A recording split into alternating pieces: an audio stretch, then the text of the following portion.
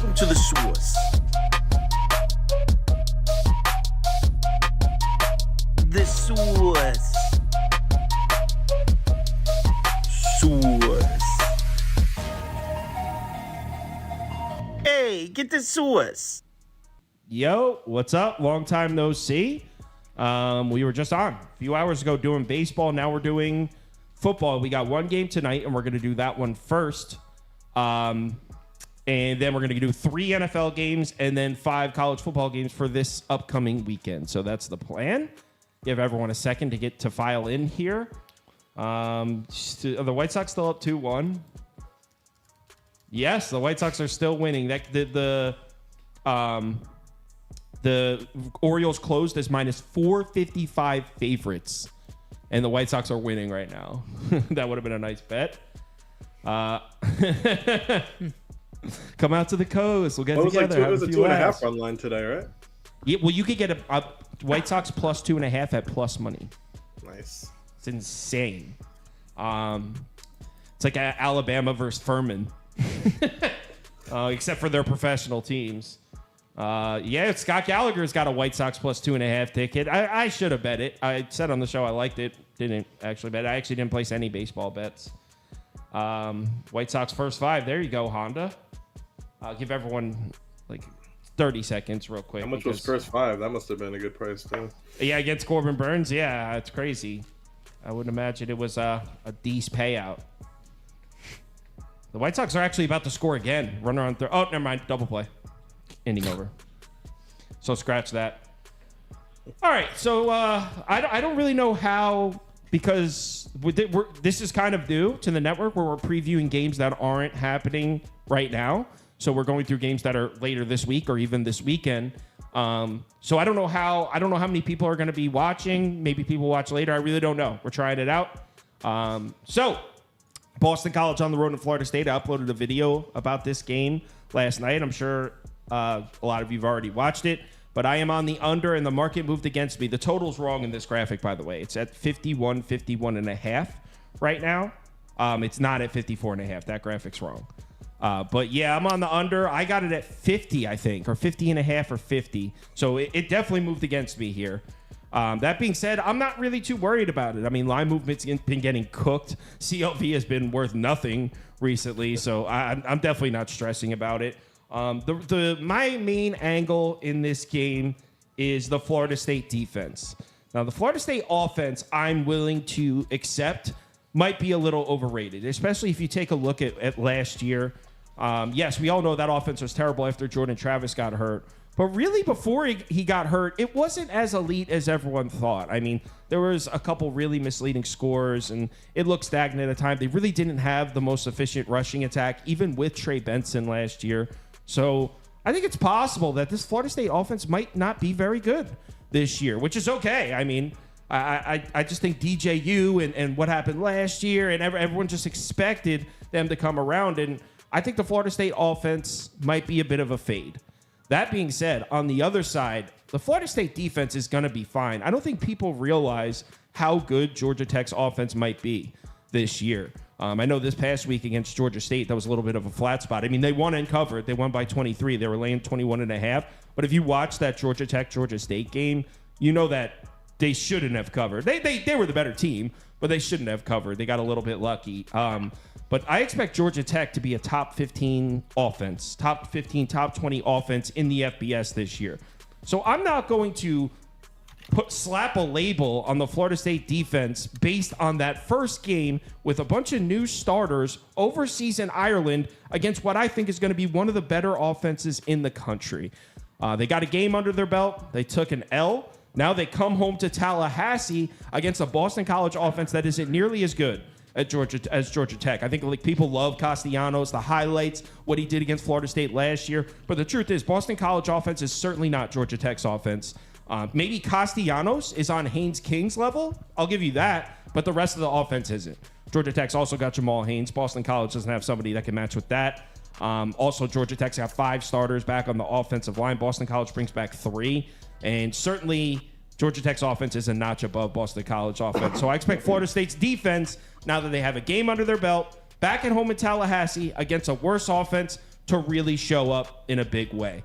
The reason I'm not laying the 16 with Florida, 16 with Florida State is I just don't trust their offense enough to cover. But I like the under here despite the line movement. You could also put Florida State I have a lean on Florida State. You could put that up as a smaller graphic for me. But yeah, that's how I feel. Yeah, I'm not a big fan of DJU. I never liked him at Clemson. I think he's a very overrated quarterback. I'm pretty high on Castellanos. He's awesome on the ground, has a solid arm. I'm not sure if he's going to expose his defense even more. I don't know if Georgia Tech is a good offense. I think they are. Like Sauce said, I think they actually are. I don't think it's fluky at all right now. I think Georgia Tech is a good offense. And I know Castellanos a bit turnover prone. But this same quarterback did great against Florida State. This Florida State team last year. Florida State won 31-29. Castellanos had 400 all-purpose yards. I think, and like Kyle said, I think this Florida State's going to struggle to score points this year, personally.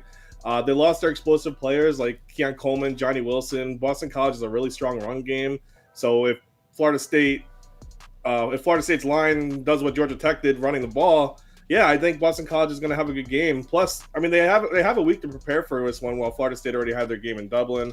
I'm sure they're going to want to come out strong on a home ground. And I know Boston College's defense just absolutely sucked last year, often on the passing game and the rushing game. But yeah, I'm not a side of overreacting to the loss, but I mean, lo and behold, here I am. I'm more of a fan of Castellanos and Boston College's offense to stay with Florida State all game. So what's funny with Florida State too, their offensive line, they have 215 career starts combined, most in college football. But yeah, I don't know. They're bad running the ball against Tech. So, and as much as Bill O'Brien's a terrible general manager, you can see that from the Texans. He's an awesome coach.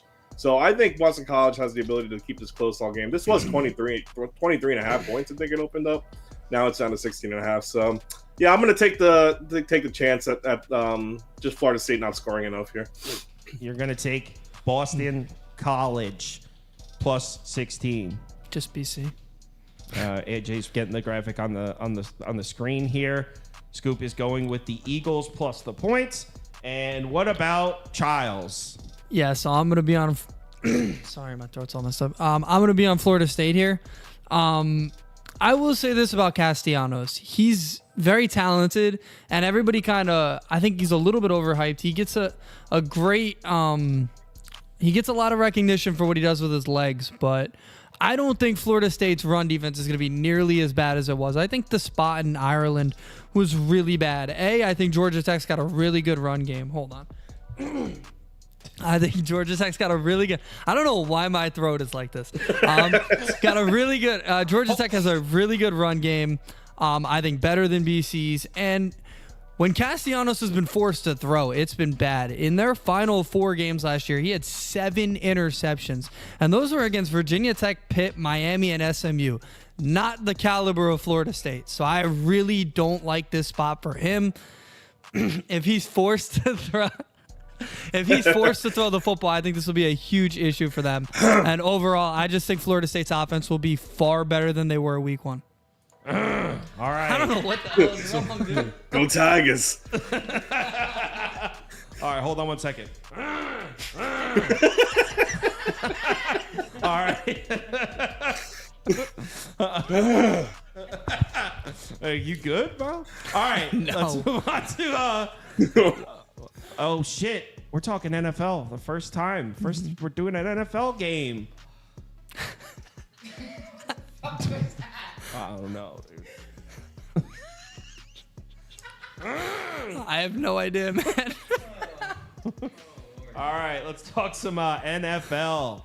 And we're bringing on Prop Beaver, the man without a Twitter, the underground, the king of the underground.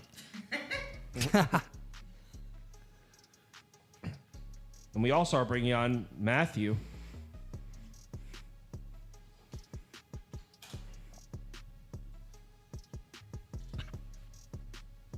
Someone said Jedi Modi, who's smacking dongs, bro?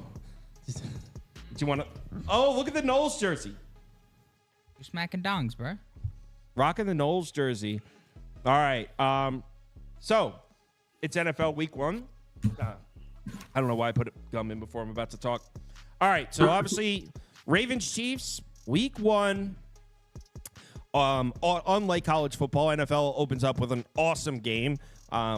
Usually on the tougher side to bet. Obviously, we don't really know what to expect here. We're always dealing with the Super Bowl champions at home.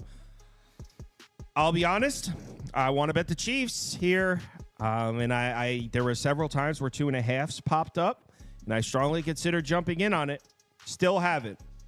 But I think what's going on with the Ravens' offensive line is an issue. Now, it doesn't mean the Ravens are going to be bad this season, of course not, but it's definitely an issue, especially when you're going up against a Chiefs team the Chiefs defense that you don't match up that well against. I mean, what do the Chiefs do defensively? They pressure the quarterback and they run man coverage. Lamar Jackson, significantly better throwing the ball in zone coverage last year. Not to mention, they don't have a ton of, as far as the receiving weapons they don't really have a prototypical man coverage beater. I mean, Zay Flowers, his numbers much more efficient against zone coverage. Actually, you could put Chiefs up for me, but I mean, I think the under at 46.5 would probably be. Oh, you know what, Prop Beaver? He's got a Prop Beaver putting a prop up already. So go ahead, Prop Beaver. Your first prop of the year. Let him get up on the screen first. Hello, my handsome fellas and my pretty ladies. How is everybody in the audience tonight? Thank you all for coming out for our NFL spectacle. You sound like a stand-up comedian at like a bar, like who's just giving his first thing at a bar. Hello, my fellow. Yeah, well, I was told this was an open mic, so that's why I came here in this garb. Yeah. Turn the volume up on your mic a little bit. Yeah. So this is my first NFL prop play of the season. This is one thing that stood out to me. Just kind of like looking at this matchup as a whole, just kind of looking at the Ravens passing offense. I feel like the passing offense is going to be taking a hit this year without OBJ opening things up. And I feel like the main guy who's going to be taking a hit is going to be Zay Flowers, because now he's going to be getting that #1 coverage. And I think he's really going to be taking a hit here because he's going to be getting shadowed by Trent McDuffie in this one, former All-Pro. And that leaves a lot of the playmaking duties to Bateman, Aguilar, and Andrews through the air. So I'm looking at Flowers under 53.5 receiving yards here. I actually took under 57.5 already, put that on the site at DK. I got it. Still would play it at 53.5. I would still honestly play this to under 50.5. I know he went off against the Chiefs in the playoffs for 5 receptions and 115 yards on 8 targets, but the Ravens completely abandoned the run in that game. The Ravens RB duo of Gus Edwards and Justice Hill had just 6 carries total, and the Ravens as an offense had just 7 rushes, including a QB kneel in the first half. I mean, that is fucking absolutely absurd. This was an offense that averaged 32 rush attempts per game, first in the NFL. If that is what Todd Monken wants to come into KC and do this time around, I mean, good luck the rest of the entire season, because that's just an absolutely disastrous offensive game plan. I think that they're going to come in poised into this one, and they're going to come in with their new toy Derrick Henry and pound the shit out of the football. What does that mean? Less pass attempts and obviously less looks for Zay Flowers. On top of that, Mark Andrews was not really on the field in that game. Sure, he was on the field, but he was a hobbled mess. I mean, that was his first game back from injury. He was more so a decoy, and he had some pretty dramatic splits when Andrews was on the field last year. He saw 1.5 less targets. He saw a full reception less last season when Andrews was on the field. And Kyle alluded to it. The Chiefs defense last year, 9th highest in man coverage frequency last year. Flowers saw his yards per route run drop nearly a full yard against man coverage compared to zone coverage, and I definitely do not see that changing here. And also what I like is the fact that L'Jarius Sneed was kind of the main one on him in that playoff game. With Sneed gone, it's going to be McDuffie, the one who's really shadowing him up here, and I think he kind of fits him more in terms of personnel. So yeah, really like Flowers here, under 53.5 receiving yards. Yeah, and I talked about it a little bit before about the man coverage that you were mentioning. Chiefs are definitely going to run man coverage, and like they always do under Spagnuolo. And I know that a lot of people are going to point to Sneed being gone, and certainly that is a huge loss. But as a whole, I just don't know if the Ravens are the best team to exploit that. I would rather see a team with a big wide receiver on the outside that plays closer to the sideline. And not to mention the Ravens offensive line. I don't know if Prop Beaver talked about it because he was specifically talking about Zay Flowers, but the Ravens offensive line lost more snaps than any other team in the NFL. I don't know what I think about the Ravens offensive line this year. It's 3 new pieces. Ronnie Stanley coming off his worst season in his career, had a 4.1% blown block rate, which was by far the worst in his career. So, I mean, we all know what happened in the AFC Championship game. The Ravens were supposed to run the ball. They didn't. They gave their RBs 6 carries total. So you would think, like, oh, they're going to come out and run the ball in this one. I'm not sure. I mean, on paper, on your fantasy team, in Madden, Derrick Henry is this huge upgrade, right? Well, in yards above replacement amongst running backs last year, Derrick Henry was 17th in the NFL. Gus Edwards was 20th. So it's I don't know how much. I mean, Derrick Henry's better than Gus Edwards. By no means am I saying it's not an upgrade. I just don't think it's as significant as an upgrade as it appears to be on paper. If I may interject, I think the downgrade in terms of the offensive line will hurt the Ravens' run game more than the upgrade that Derrick Henry will be over Gus Edwards. Yeah, I agree with that. Your mic is significantly quieter than mine, by the way. See, I think there's actually an issue with the microphone. We're going to have to adjust this after the show. Okay, whatever. Yeah. All right, so yeah, I agree with that. So yeah, I'm leaning towards the Chiefs, but I also like the under at 46.5. To be honest, as far as all the Week 1 games go, this is probably the biggest coin flip. So I mean, I don't want to bet this game super heavy. Start the NFL season down 2 units, then going into the first Sunday when there's games on Sunday. I like better. So I like the Chiefs. And could you put a graphic up that says under 46.5, and then let's see what if Matthew Modi has anything compelling for us. Why, absolutely, sir. All right. First of all, I'm in total agreement with you guys on the Chiefs. I also took them. You can get, if you want to pay a little bit of juice, you can get them at -2.5. For those of you that can use Hard Rock, which it's legal for me in Virginia. It's also legal. I think it's the only legal book in Florida. Everywhere else is 3. I would still take it at 3. I mean, you guys mentioned the offensive line. That's a huge deal because Derrick Henry, he needs to get a head of steam in order for, you can tackle him behind the line of scrimmage. If you can't, it takes him a while to kind of get a full head of steam and run at his full pace, full speed, whatever. And their defense lost their defensive coordinator and their top 2 assistant coaches under him. So there's a huge brain drain on defense, and they lost some guys as well. So I'm totally with you guys in the Chiefs. I didn't actually make this an official play. I liked Zay Flowers over his receptions because they give him all these crap targets around the line of scrimmage. So he could easily get 5 receptions in less than 53.5 yards. But my official play is Pacheco anytime touchdown. I was able to get it at +120. It went down to +115 at Fliff, or you can get it at +110 at Bet365. This is just a play. I was all over him last year. He ended the year scoring a touchdown in 6 of their last 8 games, including 3 of the 4 games in the playoffs. As the Chiefs offense struggled last year, and struggled is relative. I think they're going to be better than they were last year, and them struggling was still the 8th best offense in DVOA. So struggling for them is a lot of teams' best season. But they became pretty run heavy in the red zone. If you look at Isaiah Pacheco, he ended the year with the 3rd most rush attempts in the red zone. He had 62 total. Only 2 running backs were ahead of him, and he had 62. And the Chiefs only had 79 total. So he had 62 of the 79, basically 80% of the running back carries in the red zone went to Isaiah Pacheco. Again, he scored in the last 6 of 8 games, and in 3 of the 4 in the playoffs, including a game against the Ravens. And as I mentioned, I'm just in general fading this Ravens defense. They lost their defensive coordinator, Mike McDonald, to Seattle. They lost their top 2 assistant coaches, which I always think those types of losses are underrated. Nobody ever talks about what it's like losing, for a guy like Harbaugh, who's not the defensive mind, what it's like losing their top coordinator.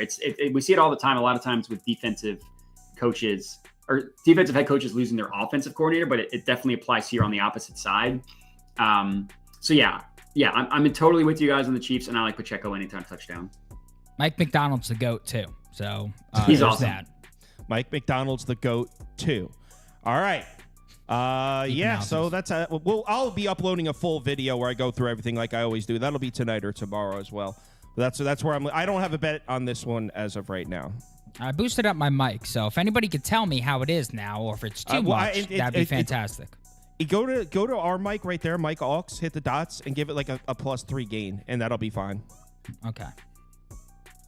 No, you just had it. You were in the right spot. Well, no, I was moving on to the next game. Oh yeah, you could do that too. But yeah, if you give us that track a +3 gain, it'll adjust all of us. Eagles, Packers in Brazil. All right, yeah. now I'm ready. Dumbass hat incoming. All right. So what do we think about these two teams? Well, the Eagles defense is it's a head scratcher, but we'll start with the Eagles offense, and I like it a lot. I don't really care that Jalen Hurts regressed a little bit last year. They still are going to have one of the best, if not the best, offensive lines in the league. And you got Saquon, and you got Saquon Barkley now instead of Swift. I think we could all agree that's an upgrade. If Saquon Barkley stays healthy, I don't think anyone's going to be able to stop that rushing attack, especially with Jalen Hurts as the added rushing threat. In my opinion, I'm all good with the Eagles offense. I think they're going to be one of the best in the NFL, certainly top 5. Look, Jalen Hurts, the stock's low on him. I think it would be a buy low situation on Jalen Hurts. I'm cool with the Eagles offense. Have nothing negative to say. Also, I don't really know what my thoughts are about the Packers defense. I mean, yeah, they seem to get shit together a little bit at the end of the season, but they bring in Hafley to coach the defense. They ran a ton of man coverage at Boston College last year. Packers ran a bunch of zone coverage last year. So I guess we're going to see a completely different defense from Green Bay, which makes it really hard to make a prediction. And not to mention, Boston College defense wasn't good last year. So I don't really know what to make of that. But the Eagles defense, you look at the depth chart and you look at the pieces you got there. Oh, I'm sorry. The Packers defense. I'm sorry. Look at the depth chart. You look at the pieces you got there, and the pass rush could be there, but I don't really have a ton of faith in the Packers stopping the run. So as far as that side of the ball, I think the Eagles are going to be able to run here. I mean, I don't see any reason why not. Are you with that, Modi? Yeah, 100%. Yeah. And then on the other side, the Eagles defense, you look at the pieces they have, and there's a lot of cool names there. I mean, now Devin White's there. I mean, you got the Georgia brothers. Yes, I'm aware they're not brothers, but you got the Georgia defensive tackle, or the Georgia pieces on the defensive line. The secondary's got some cool pieces. Reed Blankenship was good as hell. Darius Slay. I mean, if you just look at the names on the defense, you're like, oh, this defense is pretty sick. But then you actually look at the production, and it was bad last year. And I think maybe they could be a little bit better in the secondary this year, but as a whole, I think the Eagles are also going to struggle to stop the run. I mean, those two guys from Georgia better really show out, because Devin White, yes, he's great.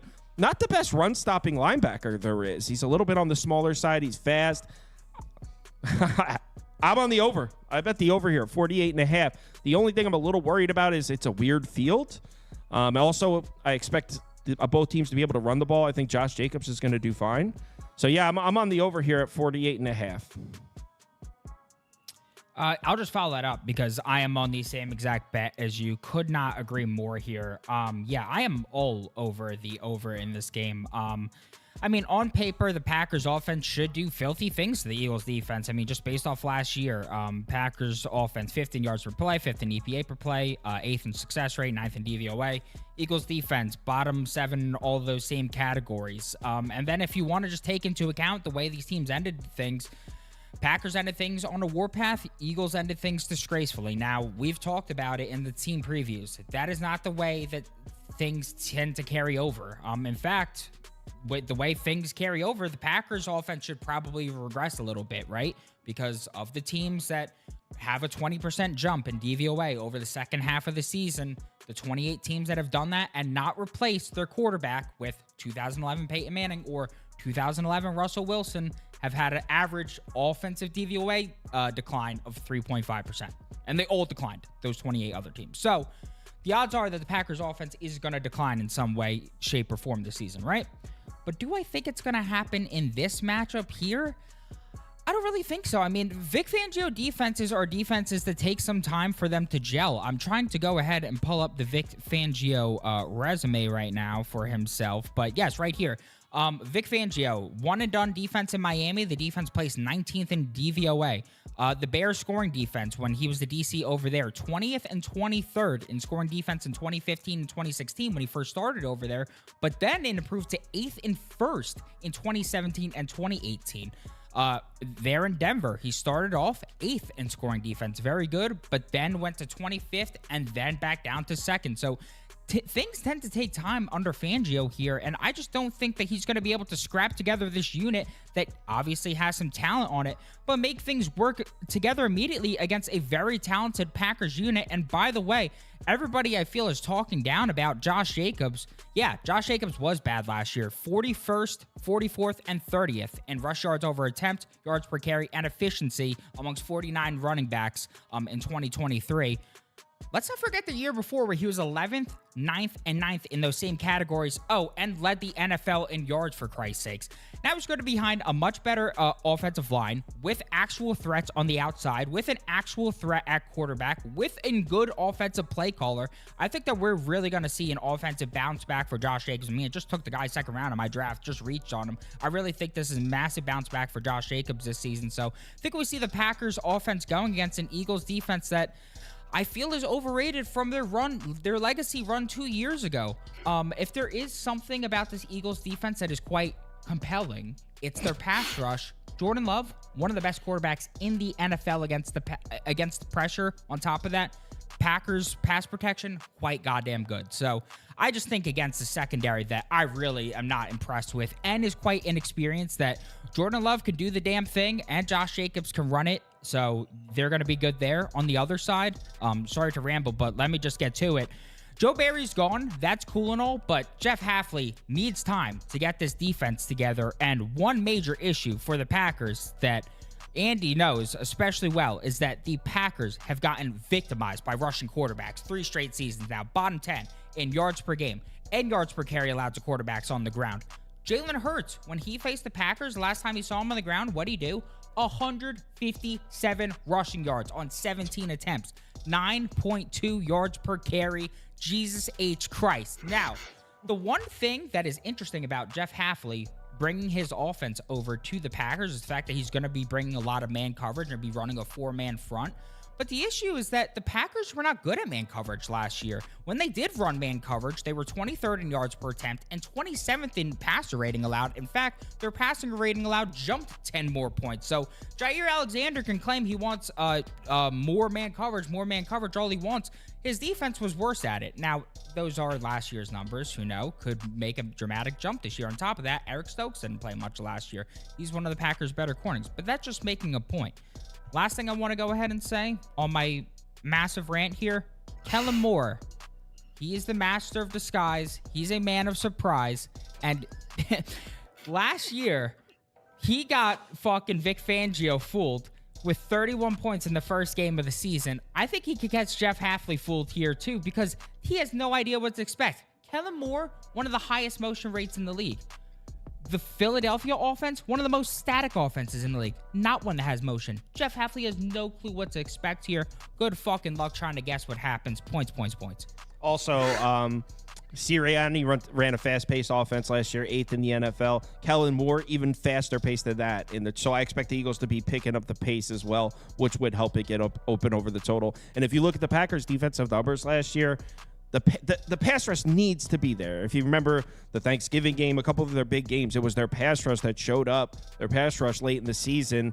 The Eagles, I mean, yes, Jason Kelsey's gone, so you can argue maybe on the interior their run blocking takes a step backwards, but as far as pass protection, they should be one of the best pass protecting offensive lines in the league yet again. Not to mention, look, Hurts had a bad year last year, but he had excellent numbers when pressured anyway. He's one of the better quarterbacks in football at dealing with pressure. So I think the Eagles are the perfect offense to kind of neutralize what the Packers defense is trying to do anyway. So I actually lean towards the Eagles as well as far as the side, but I think the safer way is to just go up and over the total. Matthew, do you have any what do you want to say about your team? Anything compelling to say? Well, a couple of things. I agree with a lot of what you guys said. The only thing I disagree about is Josh Jacobs. I think he's totally cooked. I mean, going back to 2 years for a running back is like going back 60 decades. I mean, like with Dalvin Cook was good 2 years ago. Do you want him? You think was he a compelling player in your running back? What about Ezekiel Elliott? He was good 2 years ago. So that's the only thing that I disagree with. Ezekiel Elliott was ass cheeks 2 Can you years ago. update Get the out of here. poll too, Prop Beaver? I mean, he was about as good as Josh Jacob was last year.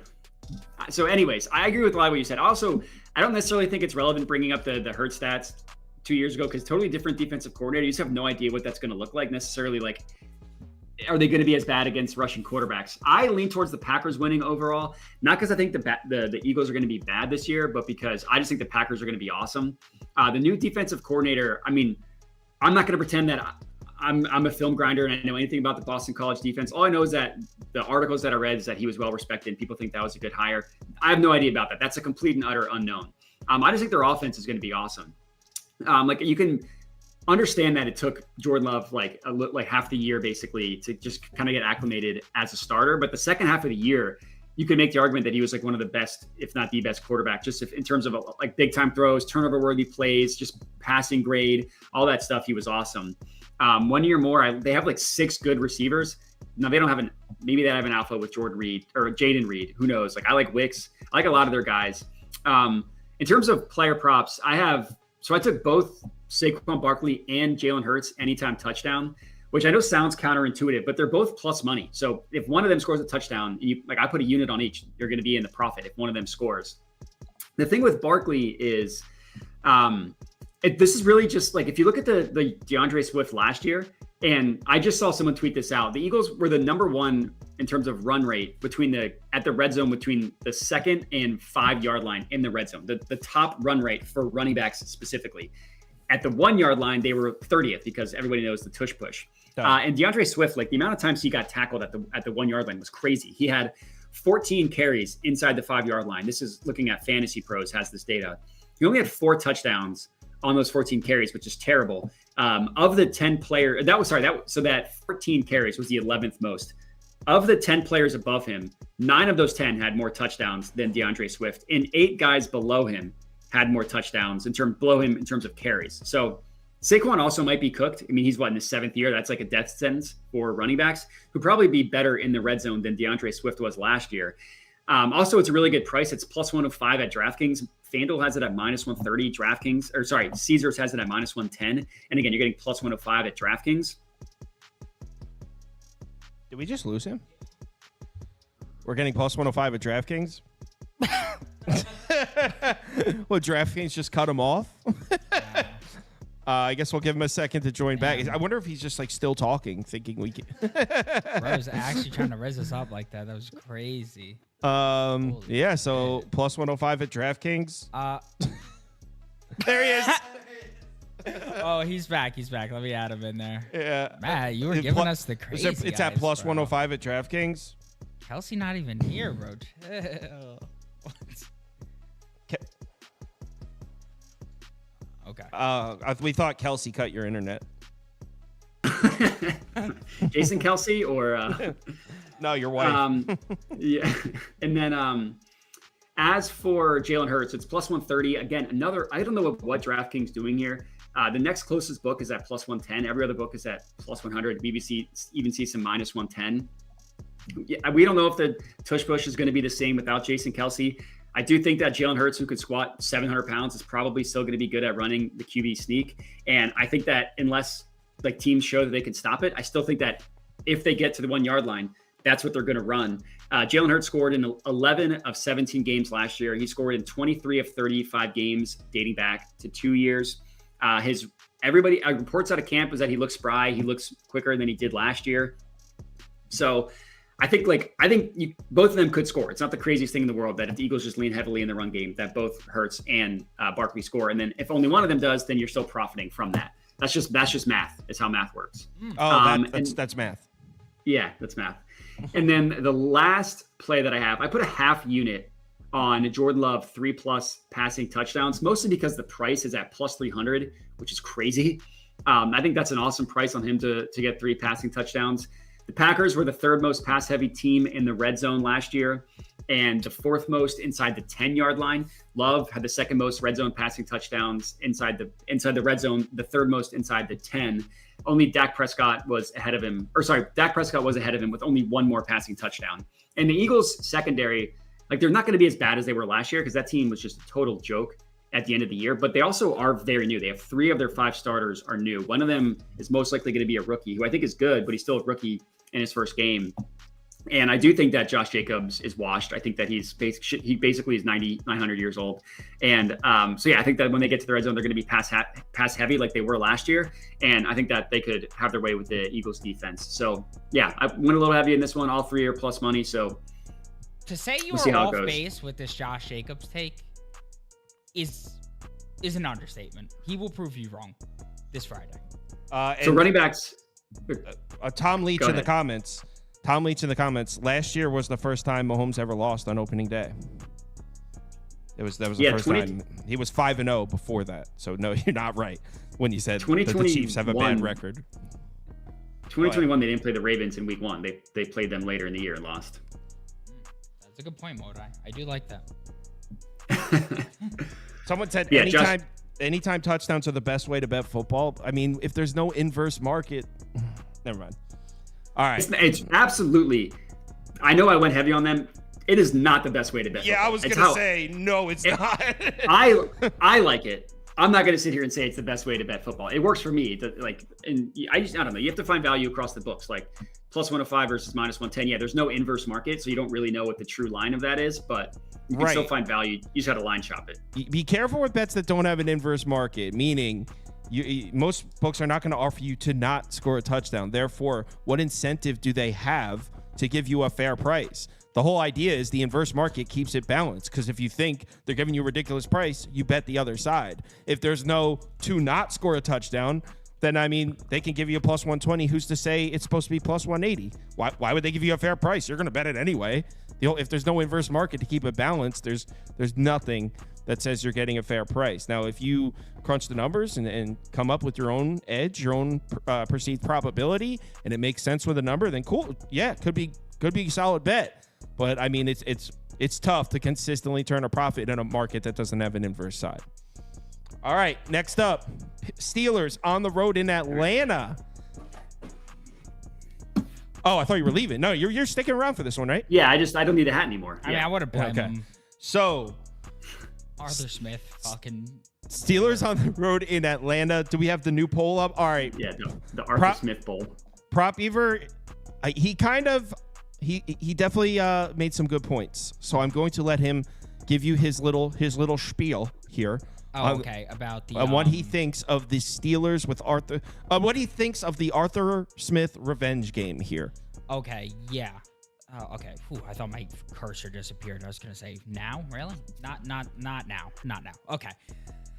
What do I think? I think this game's a bit of a mystery, folks, but I think that you're here to wonder what we think about the game, so we got to give you something. And I think that if we're just looking on the Steelers offense versus Falcons defense side of the ball, how is an Arthur Smith offense going to create offense? Well, it has to come from the run game. That's how every Arthur Smith offense is generated, essentially. He creates offense through the play action. That's how he was able to get Ryan Tannehill to become a somewhat decent quarterback, rewarding him with 2 top 10 seasons in DYAR and DVOA. That's how he had Matt Ryan stay upright before going to Indy and, oh my God, becoming a disgrace. That's how he had Mariota have a career year in 2016. It was all via play action. And that was the complete opposite of what Matt Canada's offense did in 2019. I mean, in 2019, my bad. I saw 29 right there. Last season, the offense was 29th in play action rate. So that's going to be a massive difference this year. So something interesting to note from last year is the fact that Russell Wilson, amongst 36 qualified quarterbacks, he was the guy that was tied second in TDs amongst those quarterbacks in TD to interception ratio, 11-1 on play action attempts. So that's really encouraging right there. But the problem with Russell Wilson is that whenever there's a good, there's also a bad. And he was also 27th in completion percentage and 34th in yards per attempt on all those play action attempts. And I think that is what is much more sustainable going into this year. On top of that, we also know that Russell Wilson, he's just not the same guy. 21st in success rate, 21st in DYR, 24th in DVOA last year. the guy doesn't play within the structure of an offense, and on top of that, he's losing Deontay Johnson. I just don't know if we could really trust him in this offense this year. And the thing is that the Falcons' rush defense was absolutely elite last year. First in rush defense grade, 8th in adjusted line yards, 1st in EPA per rush, 8th in DVOA, 9th in yards per carry.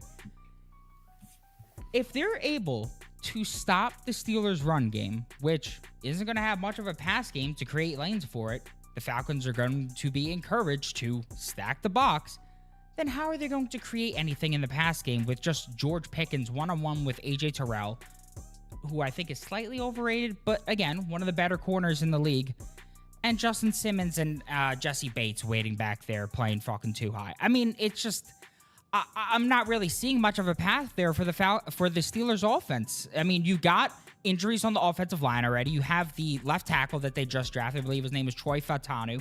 He's already banged up in camp. I don't believe he's practiced in 2+ weeks now, so that's a major concern, him not playing, because the left tackle that they had in action last year was a disaster.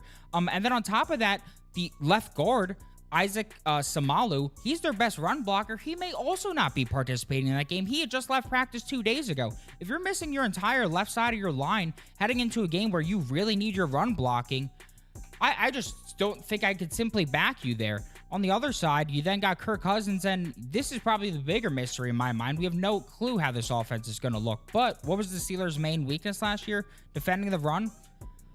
I think the Falcons' rush offense has to bounce back. If you're just looking at this Falcons' rush offense, last year, 20th in rush DVOA, 28th in rush EPA. The year before, they were 3rd in rush DVOA, 4th in EPA per rush, and they get Bijan Robinson. They become a bottom 10 unit. That makes absolutely no sense. This team has 4 of the 5 same O-linemen. They improved with Bergeron over Elijah Wilkinson. And most of all, they have a true threat at quarterback. So I think at this point, you got to lay the 3 with the Falcons at home.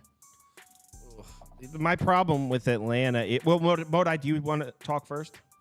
I didn't actually, I don't have any bets that I've actually locked in myself in this game. I would lean towards the Falcons because I think that, I think the bottom's probably going to come out on the Steelers. I just can't see them keeping up this stretch where they're just winning 9 games every year with the weapons they have and with Russell Wilson. I didn't actually bet it. The one play that I think it's worth a sprinkle, even though I didn't actually do it myself, is George Pickens anytime touchdown.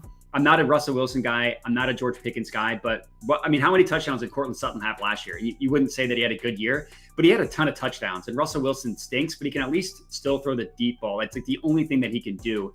And George Pickens is also really good at that. So I think if there's any angle, it's plus 220 isn't terrible. Again, I haven't actually bet either of these myself, but that's where I'd go if I were to bet this game. My problem with the Falcons is how much of their identity from last year changes with the new coaching staff and the new, obviously, Kirk Cousins and the new look, because the way this defense was built last year, I would like the way they match up against the Steelers a lot. They were elite defending the run last year, and I think this Steelers offense, especially now with Arthur Smith at OC, is going to try to run the football with Najee Harris and Jaylen Warren. Is Jaylen Warren even playing in week 1? Jaylen Warren is going to be playing. He is going to be playing? Well, I knew he was questionable. He is back at practice, but, hamstrings are very finicky. I know. Let's just say he gets 1 carry and that thing goes chalky or, bulky. I forget what the term is. That's not good. Right. So, now, the Atlanta last year, Atlanta defense against the run last year, 4th. They were actually 9th in the NFL in yards per carry allowed, 1st in EPA. Run defense, EPA per play, 1st. This was a top 5 run defense last year. And this new Steelers offense, if they can't run the ball, and as Prop Beaver pointed out, they can't use the run to get Russell Wilson into play action opportunities, I don't know if I have much faith in this offense with Arthur Smith just coming in there and all of a sudden going on the road and moving the ball up and down the field. I don't trust the Steelers offense to be able to score points here, but that's if this Falcons defense comes with the same sort of identity that it did last year. Obviously, we have a brand new coaching staff here. Raheem Morris takes over. Nielsen's gone. So I don't know if we can just hang our hats on the Falcons were great against the run last year. They should be again this year. I don't know. Grady Jarrett was hurt last year. He's now no longer hurt. So I think if it's very similar personnel on paper, they should be maybe even a little better in the defensive front. So they should be great against the run again.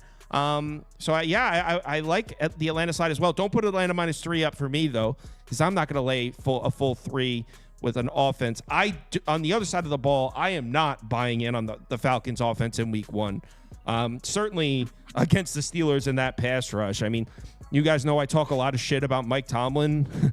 I wouldn't question his ability to coach a defense, and yeah, that pass rush could be a problem for Kirk Cousins. Let's not forget he's coming off a serious injury, and he's playing in a brand new system himself. And look, the Falcons have weapons for sure, but just because these players were highly touted coming out of the draft and have nice looking Madden ratings, that doesn't mean I necessarily think they're going to gel and start scoring 30 points. Never seen it before. So especially in week 1, I don't trust the Atlanta offense to score enough to lay a full 3. You get an under at 42.5 right now. I'm eyeing that up. Probably put under 42.5 for me. I think that feels a little high for these two teams. I don't expect much downfield passing from either unit. I know when you look at the way the Falcons offense is built, you're like, oh, there's going to be a passing attack there. But keep in mind, it's the Steelers pass rush, and the Steelers defense just seems to keep them in games and force these low, slow, grind them out games. I think both these teams are going to try establishing the run. I don't know if either one is going to be able to, especially with the problems with the Steelers offensive line. So I think the under at 42.5 is worth a look here. I was looking at some numbers, and one thing I noticed is that Kirk Cousins pretty damn good against pressure, but what if he's not going to be I think that's something that could be the main thing that takes a hit with the Achilles there. Like, what if he's not quite as good at handling pressure with the Achilles there, like maybe his mobility is a little bit adjusted. I don't know. I noticed that against the blitz, he was a lot more susceptible to, and the Steelers were 6th in blitz rate last year, so that is something notable to your under. And something I also noted is that I think it was amongst 31 quarterbacks was my sample size I was looking at. He was 24th in pressure to blitz rate when the blitz was coming. So if they could turn those blitzes into sacks, that would be obviously great for that under as well. So just something to note. Yeah. All right, let's move on to some college football. Modai, thanks for joining, man. Make sure you guys give Matt a follow. He's got his own channel where he uploads daily content, does NFL stuff. Obviously, he does the Dong Report, as you guys are. Obviously. And tomorrow he'll be back to talk some baseball. He's coming on for baseball tomorrow. So thank you, Matt. Yeah, thanks for having me. See you, gentlemen. Later. Playoffs are bust for the Falcons, says Drewski. I mean, with 7 teams making the playoffs, I would say, yeah, they're expecting to make it. Yeah.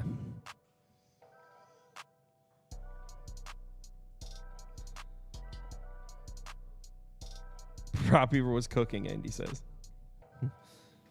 Appreciate that, Andy. Thank you. No problem. Here comes Childs. What game we starting with? Duke, Northwestern. Ooh, I got to bet in this one. CLV. The CLV King's back. I got a lot of CLV in this one. All right, here we are.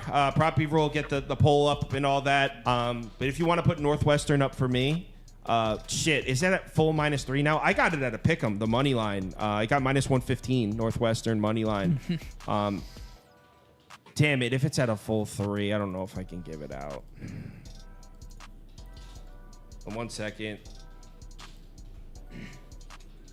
Beaver said hamstrings are finicky. I pulled mine about 3 weeks ago, and I'm a pretty much male athlete, so peak male it's 2.5 performance. now, And I'm still hurting, so yeah, point made right there. But yeah, you could still get 2.5 for Northwestern. So put up Northwestern for me. Obviously, I like my money line a lot better than the -2.5, especially that's the side I want to be on. I bet Northwestern money line at -115. Way more impressed with what I saw from Northwestern in the first week of the season in comparison to Duke. Keep in mind, Duke played Elon, so there's a little bit of a we don't really know what we got there. But I suspected going into last week that Northwestern's offense was going to be, their defense was going to be dramatically improved. Let me pull up my my notes for this one. I was talking about it. I took Miami of Ohio plus 3.5, and I was like, this Northwestern defense, it's going to be better this year. I just don't know if it's going to be better in week 1. Well, I was wrong because they made Brett Gabbert look terrible. Brett Gabbert, 22 of 37, 227 yards, 2 picks. They couldn't run the ball either. Remember, this is a Northwestern defensive line that brings back 7 of their top 8 pieces. And this is a team that's recruiting in the Big Ten and has been for a while. So this defensive line might be really fucking good this year, honestly, Northwestern. And the biggest part about it is if you watched Northwestern football last year, you know the weakest part of this team was the pass rush. They couldn't generate any pressure on the quarterback. Well, first game of the season against Miami of Ohio, 13 quarterback pressures, 4 sacks. So the pass rush was there. I like that a lot, especially since everyone's hyping up Malik Murphy and Duke, right?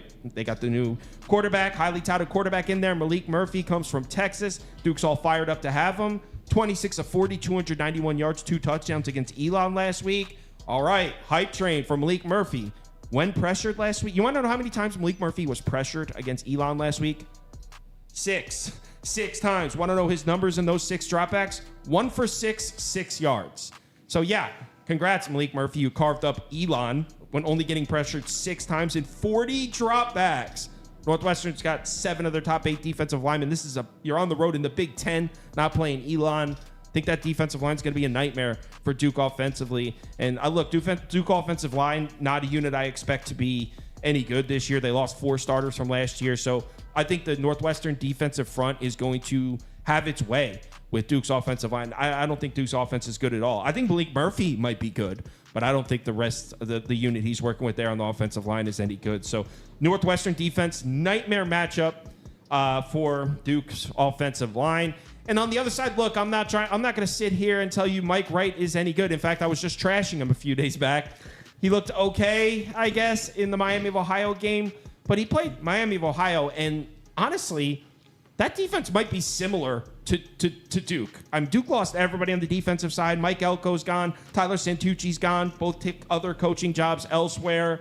So Northwestern against Miami of Ohio, which is is probably the best defense in the MAC, brought back 2 first-team all-conference linebackers, 31 carries, 150 yards, 4.8 yards per carry. Northwestern was running the ball on the Red Hawks defense last week. I think they can run the ball a little bit here. I think this line's off. This opened at Northwestern plus 1.5. I was in the Discord like, guys, what's going on here? Should we take this? It moved to -1. That's when I grabbed the money line. It's now up to -2.5, -3. So no question the market's buying in on Northwestern, and I think they win this game. So yeah, I'm on the Northwestern side here. I'm going to be with you. I thought Duke went a little under the radar this week. They did have a really good Friday. They didn't cover, unfortunately, by half a point. They were 23.5-point favorites. They won by 23. That was a late field goal by Elon. They kicked that. So anybody who had Duke minus 23.5 was probably pissed. But Duke really didn't perform that great in the game. I mean, the offense, it was what it was. Offense was humming a little bit because, again, it was Elon. But Elon, got a little bit going on the ground early. Didn't get much after that. Wound up getting like 0.8 yards per carry on the ground or whatever. It was like an awful second half. So yeah, there really wasn't much to take from that, but I took a lot from the Northwestern game. A lot of my reasons for picking Miami of Ohio money line in that game was Northwestern was completely new. All their defense was new, their new quarterback, they had new running backs, like they were all new, and they came in and did exactly what they were doing last year, which was winning in these close games, in boring ass games where you just have to run the football. That's what their specialty was last year. Looks like it might be their specialty this year because Mike Wright can run the ball. Mike Wright, the only way you're going to beat Northwestern is you're going to have to, or for Duke to beat Northwestern here would be, you have to force Mike Wright to throw because he only had to throw the ball 30 times, but really he only had to be 18 of 30 with 178 yards. He didn't really have to do much.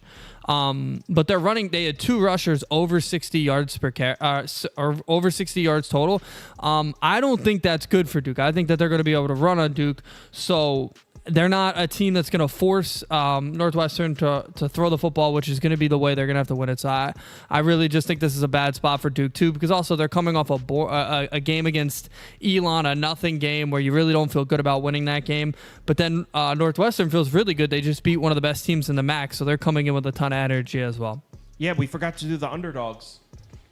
Do you want to do them right now real quick before Scoop goes? Well, no, I was thinking of just doing it at the end. Okay, yeah. Trust me. We have a couple it's on underdog the mind. pick'ems. One for I have an underdog pick'em for the college football game tonight. We'll do them in a little bit. Yeah. All right, Scoop. What are your thoughts here? Yeah, you really can't tell how I this haven't Duke seen team played because they played Elon, but you sort of can. There was a 10-0 game at half.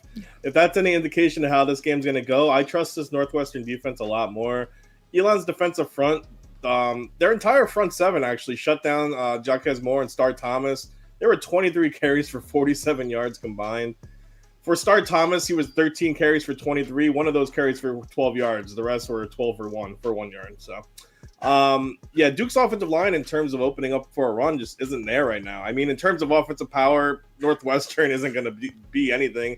Northwestern State actually looked like a better offense, but I was really impressed with their defense. Like you guys said, they have the ability to shut down Malik Murphy, I think. I don't think Malik Murphy is going to be all that great. I actually think Gabbard might be a better passer right now. So the way they showed how they can do it against Gabbard is a good indication of how they're going to do here.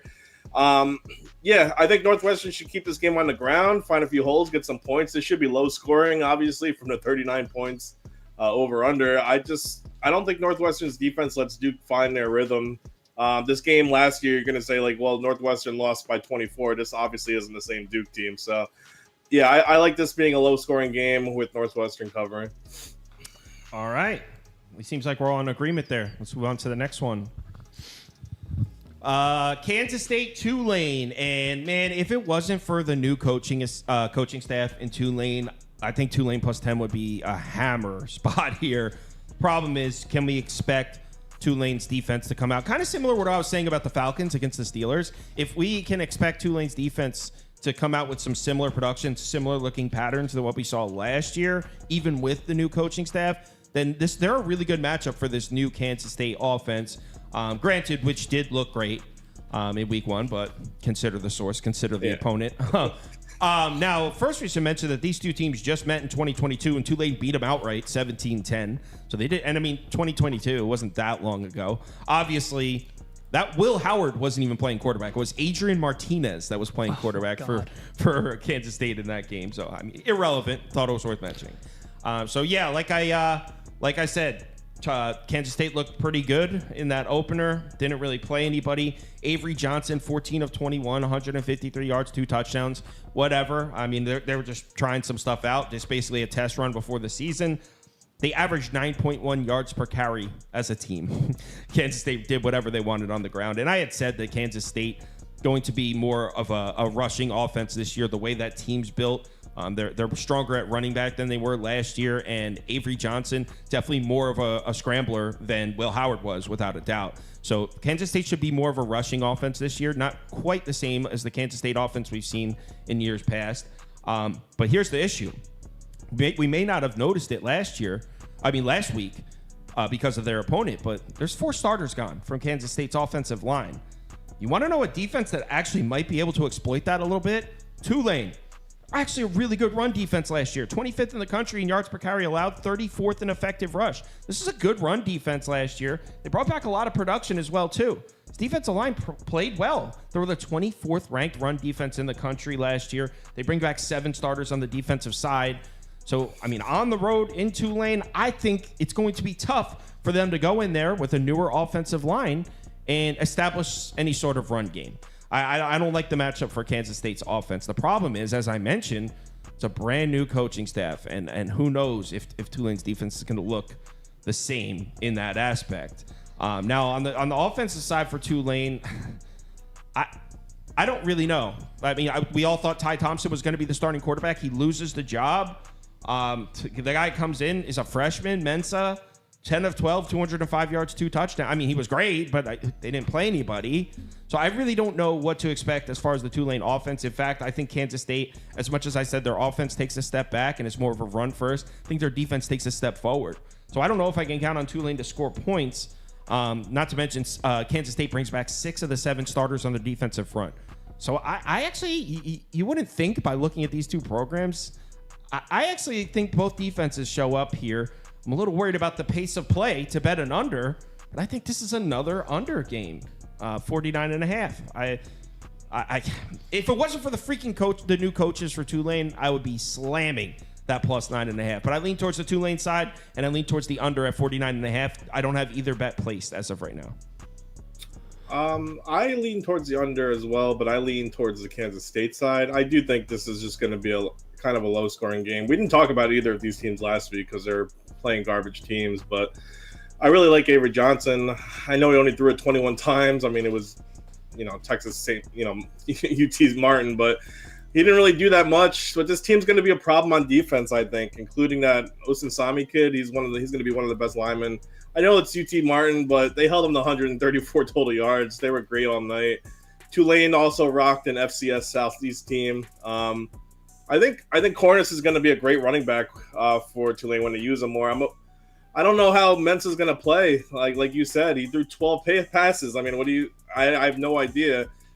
He threw 2 touchdowns, but I mean, you're going to expect Tulane to just run the ball here. But the problem is, Kansas State's front seven is going to be one of the best in the Big 12. Yep. I thought Ty Thompson should play. I mean, he did play a little bit. He's more of a runner, so I guess he's not going to play. I guess Mensa's going to start here against. I think Mensa Kansas is the State. starter. I think he's so. The I starter, think that I actually think that's going to be a problem. I think if Ty Thomas was playing, he's more of a runner. He's going to open the field right now. But yeah, I like Kansas State to cover, but I would lean on under 49.5. I think both offenses might struggle a little because Tulane has a great rushing defense also.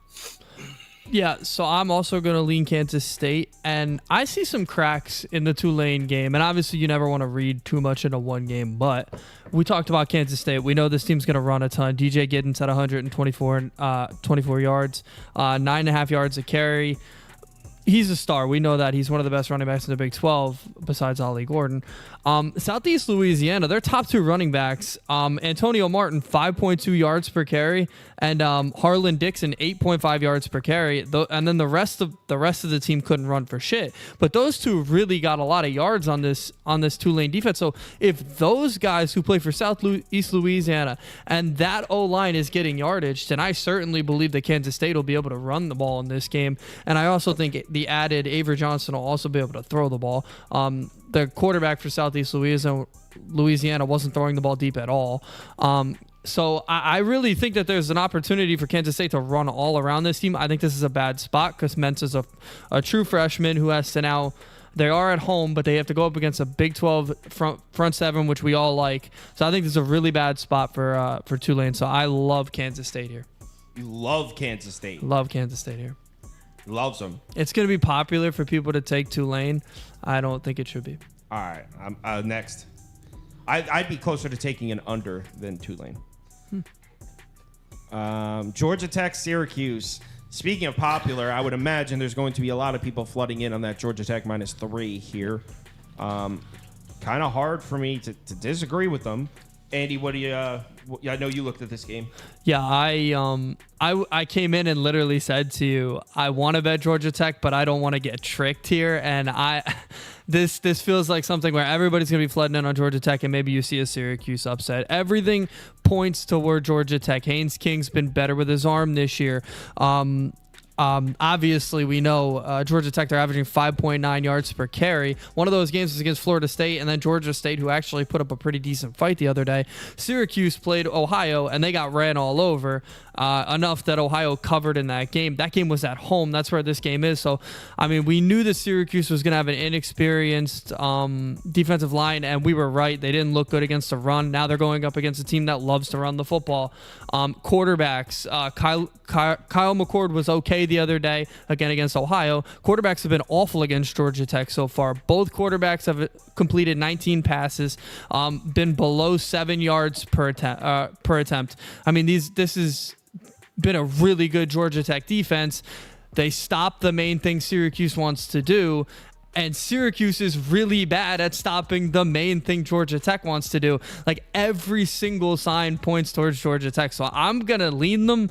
I don't know. I need to see where this gets to, but I really think that Georgia Tech's going to win this game. So, Scoop? Yeah. I don't really know if I'm getting behind Georgia Tech as a competent football team. Obviously it's coming, especially if this one stays close. I didn't think they would be favored against Syracuse to start the season, but here we are. It's the first time they're 2-0 in 8 years.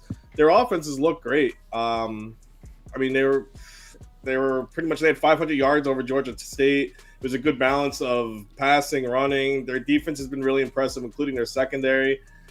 Their line gives too much time to throw the ball. I mean, I don't know. Their defensive line still gives up too much passing. I think passing attempts, but Kyle McCord played awesome after the first quarter yesterday or 2 days ago. But the thing Syracuse needs to do is stop the run, and that may be a problem, especially with Marlo Wax out. He's their best linebacker. Hurt his leg. He's going to be out for a couple weeks. Anthony Tyus actually absolutely gashed this defense. So if Georgia Tech's run stays on top, this might be a long game for Syracuse. I know pretty much all the money is on.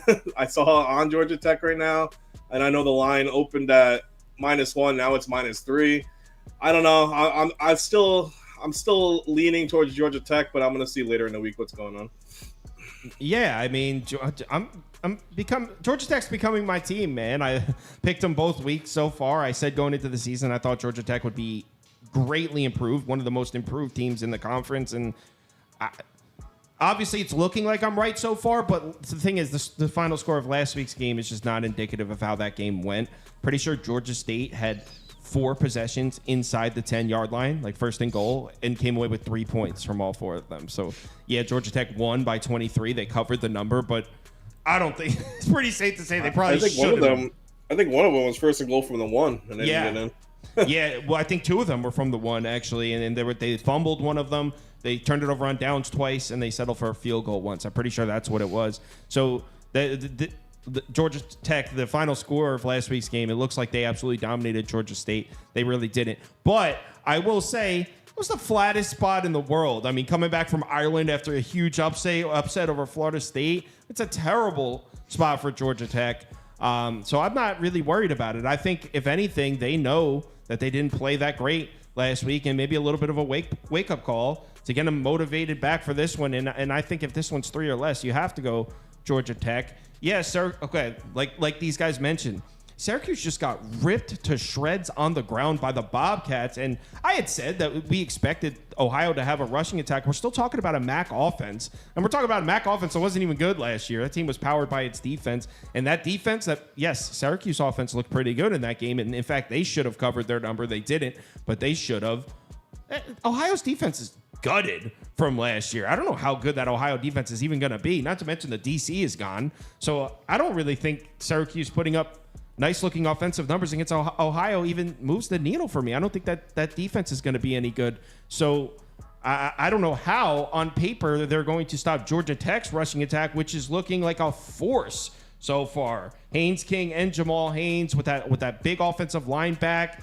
I took them against Florida State because of that offensive line. So far, first 2 weeks, they're averaging 5.9 yards per carry as a team and 6 rushing touchdowns. Haynes King has been a lot smarter with the football. His turnovers were his problem last year.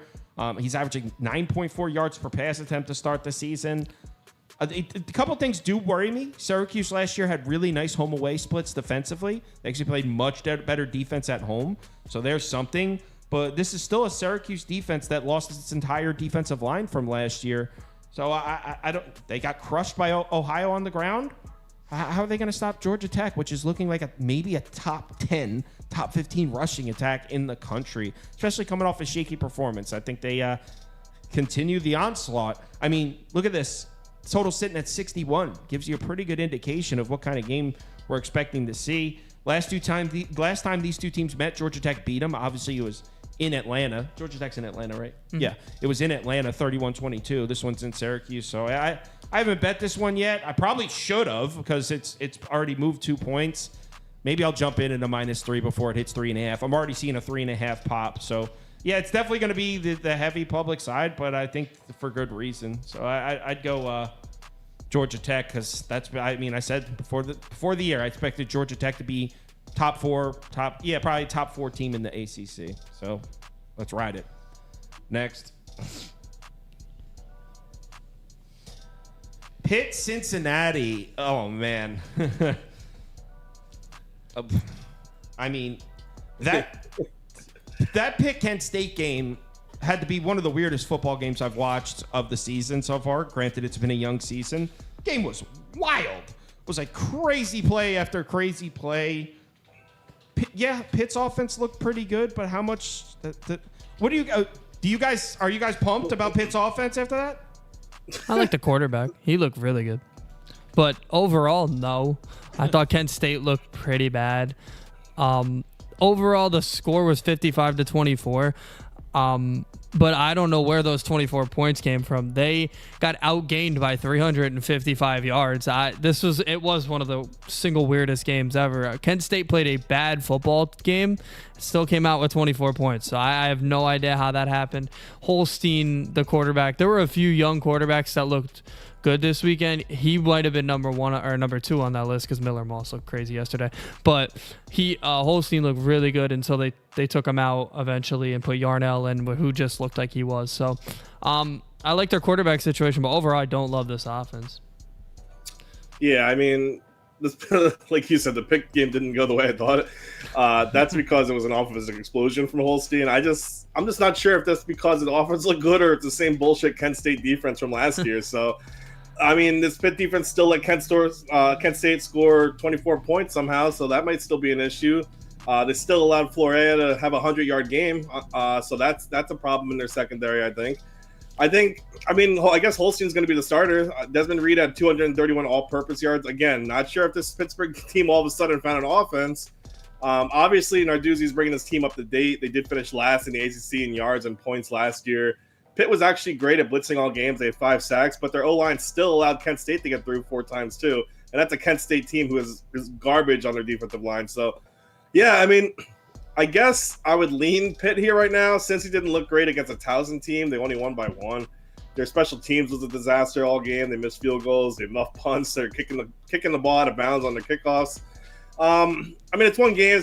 This game's pretty much a pick 'em, but I guess I would lean Pitt just because of the number. Last week, I took the under in Pitt-Kent State. I mean, Pitt, one of the slowest paces in college football last year. That game had more plays run than any other game on the board. I mean, the game was just flying, like huge play after huge play. I couldn't believe how that game went. Makes it kind of tough to I mean, is Pittsburgh running a more high-powered offense where they're trying to rip off big plays rather than what we've been grown accustomed to with Narduzzi's teams? I think Cincinnati's going to be able to move the ball on Pitt's defensive front without a problem. This Cincinnati team should be able to run the ball, no problem on Pitt. I mean, this is a Pitt defense that lost its defensive line coach. Yeah, Kent State might not be the unit that can exploit it, but Cincinnati can. They're bringing back 4 of their 5 offensive linemen. They like their running back room. I think Cincinnati's going to be able to run the ball in Pittsburgh. I don't even think that's a question. The problem is, what is this Pittsburgh offense? And Cincinnati on the defensive side, shaky as hell. And this Pittsburgh offense, I was so surprised that airing it the fuck out last week. Like huge plays, throwing 25-yard passes on the sideline, like NFL type throws. This is a Cincinnati defense I don't trust to begin with, let alone if Pittsburgh offense looks like that. Total's at 59.5, and I'm starting to think for pretty good goddamn reason. I think this game on paper should be 42-38. If Pitt plays the type of pace, comes out with a similar game plan and plays with that type of pace, we should see big plays, turnovers, a lot of offense. So it should get over 59.5 because Scott Satterfield's running a fast pace. You know that. I mean, you know what Scott Satterfield's going to do. So it should get up and over the total. I don't know if I'm going to bet it because, like I said, Pitt ran a pretty slow pace last year. So maybe that was just a fluke week 1. But if week 1 was an indication of what kind of offense we're going to see from Pitt this year, then this game should be, like I said, 45-40 final score. So, yeah, I would probably go over here. We'll see. There is something to that, and I had told you they had hired Cade Bell from West Carolina, and he wanted Holstein to start because he runs a quicker pace, and Holstein's better utilized when he does. Where did you read that? Because he runs a quicker pace. When they announced the starter for the game, I read the article on the Pitt website, and it said a quote from Cade Bell is his name, that Holstein fits the system better. It didn't So say I mean, run maybe it's just coach talk. Hold but on. Did it say that's run at a quicker pace though? yes. They had said that Cade Bell ran much quicker pace, and I mean every FCS team runs fast. They have to get wacky because they don't have that much talent. But they had said that he was planning on running a quicker pace. Now it was only one game, so we'll see what happens if they continue that, and if the game allows them to do that against Cincinnati. I think they could. It said runs a quicker pace, so Ugly. they're making it a point to run a quicker pace. You're Yeah, positive run their you read offense that? faster. Yes, that was the Maybe exact I'll just thing. bet this over then. So, and yeah. then I'll blame it on you if it loses. Satterfield, he runs fast paces, but he's a bad coach anyway. So I mean, it's Oh my god! We'll see how this that hate for Satterfield's fucking weird, dude. All right, next game. By the way, in terms of live sports, Joey Chestnut just broke Oh the my record for God. hot dogs. So 83 dogs. Did you hear Hulu has live sports? Netflix it today. SDOT is in the yeah, you are late. Well, SDOT, this one isn't really. We're talking about games that are this weekend, so I think a lot of people are going to watch it later. I don't think it's I don't know. This is our first year doing it this way. It's not so much for the content as much as this past college football Saturday, obviously the first of the year. For Saturday morning show, I felt so prepared because we had gone through them during the week. So then when we did that Saturday morning show, I wasn't nearly as stressed as last year. I felt like I was pretty prepared. And so it also helps us a lot. It's like, instead of having these talks privately, we go through them together on the live. Why not? If people want to watch, they can. Yeah. Anyway, Andy said that Bowling Green did not look impressive last week against Fordham. They didn't. They were pretty fortunate last week. Now, You bet the game, right? I did, and I got a cover, and I was damn you lucky. won. You won it though. Yeah, they were minus Did we 17 and a skip one, half. by the way? We didn't skip one, right? Did we? No, we're not doing Arkansas because Arkansas someone still. wants to come. I have an Arkansas fan coming on to talk Arkansas tomorrow. Okay, I'm really big on Arkansas. Just want to let you know. You're an idiot. Really? So Okay, because Arkansas played really bad all year in every single close game. Yeah, last year. Wait. Is Arkansas live in Gundyville? Yeah, they are 8.5. you should. Yeah, It's 7.5 now. You should do that. Exactly. Yeah. Okay. So yeah. You keep going down. Bowling Green, I had a minus 17 and a half. They won by 24. Probably shouldn't have. So they ran the opening kickoff back. So that was a gut punch to Fordham right away. But I'm just going to pull it up here. Fordham had a very successful game with their quarterback. And I don't know if you watched Drew Aller the other day. That motherfucker was slinging it, all right? He was killing West Virginia. And I didn't expect that. I was very clear. I thought Drew Aller was a short pass merchant. I thought he would not get enough done in the air for them to cover that game. I was wrong. Fordham was 9.5 yards per completion. That's a pretty good number. They had 2 touchdown passes, threw for 219 yards, so they got a lot done in the air. And then they got a lot done on the ground, too. 4.3 yards per carry, 182 yards. That's in a game they were trailing. I don't know why they were running that much. Connor Bazelak didn't look great. He only had 7.5 yards per completion, 168 yards overall. So really, I don't know how this was as big of a blowout as it was. But I was happy, obviously, because I had bet Bowling Green. But I felt it was very lucky. Thought it was much shorter of a game than I thought it would be. And now they go on the road to Happy Valley, where I think there's no team that's currently higher than Penn State right now. Nobody felt better about their win. Maybe Miami. But other than them, I mean, maybe you think it's a letdown spot for Penn State. I certainly don't. I think they win this game pretty handedly. But I'm kind of sick and tired of betting on these minus 35 lines and all this. I kind of want to bet on the closer games. So I don't know if I'm going to bet this, but I feel pretty good about Bowling Green getting blown out this week. Scoop. I mean, I love Drew Lar. I won that game. I mean, this already rose 6.5 points from open. I know. That's what it I'm was saying, 29. It was 29.5 on like yesterday. I saw. I know. I mean, if there's one thing to take into account for Bowling Green, is that they gave up 401 yards to Fordham. With 29.5, I would lean Penn State, but now it's 35.5. It even rose another half since. 5 touchdowns, man. It's a big number. I would still lean Penn State, but I'm not gonna touch this. I really like Bowling Green's rushing attack, and I'm pretty high on them in the MAC. I don't understand what happened. If we had this conversation a week ago, and not just us, everyone was talking about Bowling Green's a sleeper pick to win the conference. I like Bowling Green. What the I had hell said happened? that. One bad game?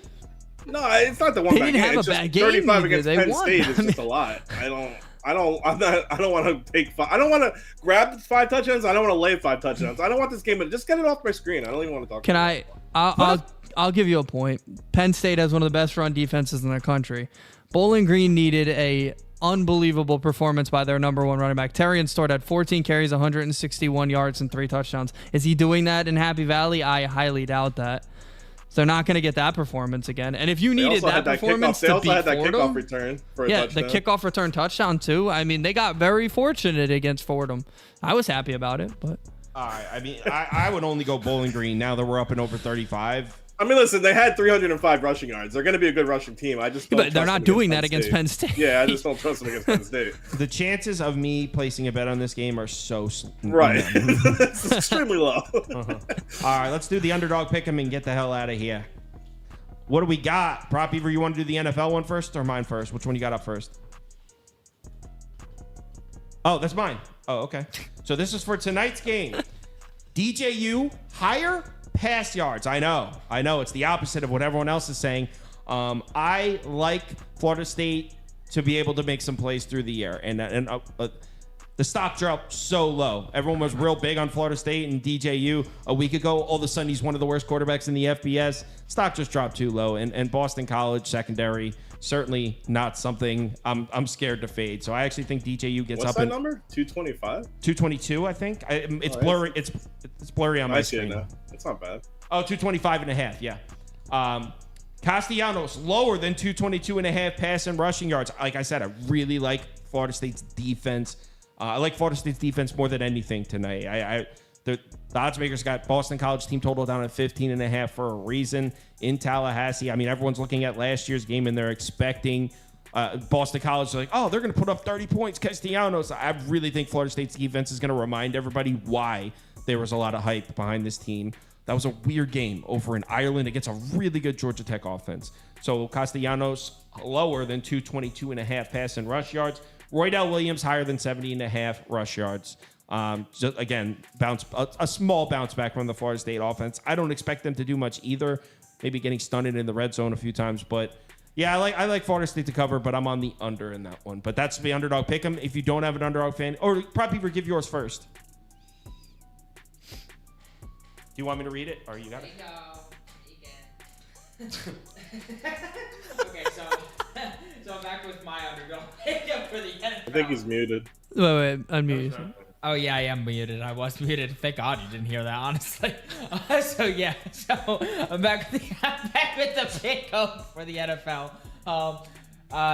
Under on Zay Flower receiving yards. And then I did it's actually lower, guys. Right terminology, lower. I also did lower on Xavier Worthy, 3.5 receptions. A, kind of feel like that's a tad high for a speedster anyways. And then B, the Baltimore Ravens have the perfect guy to match up with him. Nate Wiggins out of Clemson. The Ravens drafted him with the 30th pick overall in the draft. Dude I believe he was 100th percentile and 40-yard dash. Dude is fast as all hell. He'll be matched up on the outside. If he beats him one time, that's fine. Beat him with the yards. I don't think he'll beat him with the receptions. And then Derrick Henry, as we emphasized, I think that is the plan for the Ravens to beat the Chiefs. Doing that instead of the attempts, because if he gets one big rush, here's the thing, though. The Ravens aren't beating the Chiefs, though. There's the flaw in your plan. I actually like the Ravens rather than the Chiefs, so you're a clown-ass bitch. But it's about time. It's coming around. So, yeah. All right. If you don't have an Underdog Fantasy account, it's available in any state highlighted in this map right here. So if you're in one of the states highlighted in yellow here, head over to Underdog Fantasy, the website, or download the app. You make sure when you make your account, you use the promo code BET, B-E-T. They're doing up to $1,000 match now. It's a 50%. Damn! So, yeah. So, they upped it for football season. It's a crazy. If you don't have one now, you can get a crazy offer. So, it's 50% up to $1,000. So, I'm pretty sure if you deposit $2,000, they give you a free $1,000 to play with. I believe. It's 50% up to $1,000. So, it's either up to a $1,000 deposit where they give you $500 or up to $1,000 reward for depositing $2,000. I don't know. But it's 50% up to $1,000 is the promo. Promo code's BET. God damn it. B-E-T. Use it if you want. You're doing great, sweetie. All right. Fading you's in the chat. Yo, fading you. He said he's on Florida State. You ain't fading shit, bro. I like Florida State. Your disappointment fading you. He said, "Good to hear you on the Chiefs. Time to fade." Nah, Yeah, he but put yo, up- you said you're no. He said he's on Florida State though. Time to fade. Love it, fading. Fading Love you. it, man. If he's one thing, he's consistent. Yeah. Hey, man. Love it, man. All right, everyone. See you tomorrow. We're gonna go like 3:30 p.m. with baseball because we're doing baseball, NFL, college football all in a row. So we're gonna start a few minutes early. In fact, we got to do WNBA first, so maybe like 3:15 tomorrow. Thanks everyone for watching. We'll be uploading